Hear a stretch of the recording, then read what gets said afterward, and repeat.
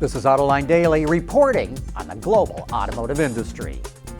Later today, automakers will report their sales for April in the U.S. market. Last month, analysts were caught by surprise when sales came in far stronger than they expected. And here maybe is one reason why. The full-size commercial van market is on fire. Sales were up 15% for the segment, and all but the Ford Econoline posted double-digit gains. In fact, sales of the Ram ProMaster shot up a staggering 108%. Most of these vans represent fleet sales, and while most analysts turn up their noses at fleet sales, where profits are lower because of heavy discounts, these vans are part of commercial fleet sales, where automakers can make good money. Tomorrow, we'll give you an update on April sales and let you know if these vans are still flying off dealers' lots. BTW, sales of new cars and trucks ain't doing so good around the world. Wards reports that in the first quarter, sales fell in North America, in South America, in Europe, in Asia, China, and the rest of the world. Sales were down 4% worldwide, yet automakers managed to sell 8.8 million vehicles, which is still a lot of cars and trucks. Speaking of sales of new vehicles, prices continue to go higher and higher. Kelley Blue Book reports that the estimated average transaction price for a light vehicle in the U.S. was just under $37,000 in April. That's a 2% increase compared to April of 2018. KBB says that the shift towards SUVs and crossovers accounts for most of that increase. Elon Musk is changing his tune on whether Tesla needs to raise more money or not. Musk had emphatically declared that the company would not need to raise more money, that it would soon turn cash flow positive, and that haters would pay dearly for doubting him. That was then. Now he says that raising more money might be a good idea, but that would probably hurt Tesla stock, which is down 30% so far this year.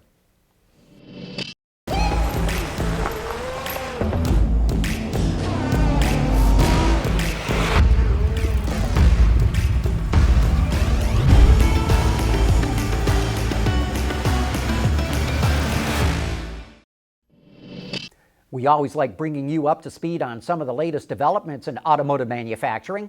So let's take a look at a biomechanics lab that Spanish automaker Seat is using. Seat, which is part of the Volkswagen Group, uses the lab to reduce injuries to line workers. The lab uses 20 cameras, a number of different sensors, and virtual reality goggles to recreate the assembly line to measure repetitive stress in workers. Researchers simulate different positions to find the best options for workers, and they can simulate the entire assembly process before a car actually goes into production. Not only does it help save time and money, Seat says it's been able to reduce the rate of muscle injuries in line workers by 70% since the lab opened. Ford is partnering with Amazon so that Ford and Lincoln owners can have their Amazon Prime packages delivered right to the trunk of their car. The Key by Amazon service works with 2017 and newer vehicles with Ford Pass Connect, and on 2018 Lincolns and newer with Lincoln Connect. It'll be available pretty much everywhere that Amazon offers the service, which is currently in several U.S. cities. Ford says this is one of the first of a number of new services it's going to make available to owners of its connected cars. Hey, be sure to join us for Autoline After Hours tomorrow. Gary Vasilash is hosting a roundtable of auto analysts to get their insight as to what's going on in the auto industry. If you've got questions for the panel, send them to viewer mail at autoline.tv, and then tune in at 3 p.m. Eastern Time on Thursday on our website, autoline.tv.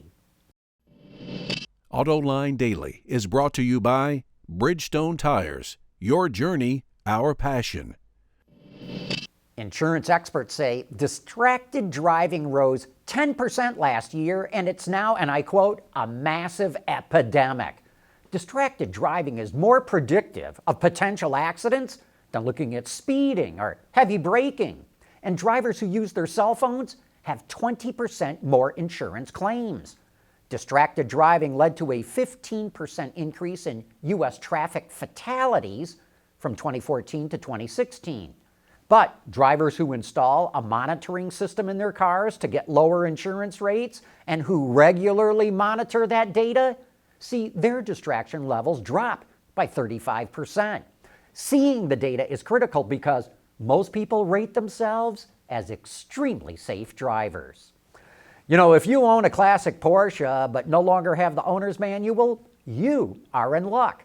Porsche is reprinting more than 700 original manuals from nearly all of its early models, starting with the 1952 356, all the way up to the 911 Type 996.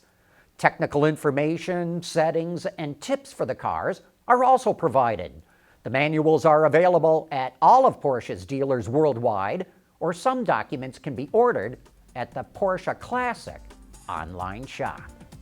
And with that, we wrap up today's report. Thank you for watching, and we invite you to join us again tomorrow.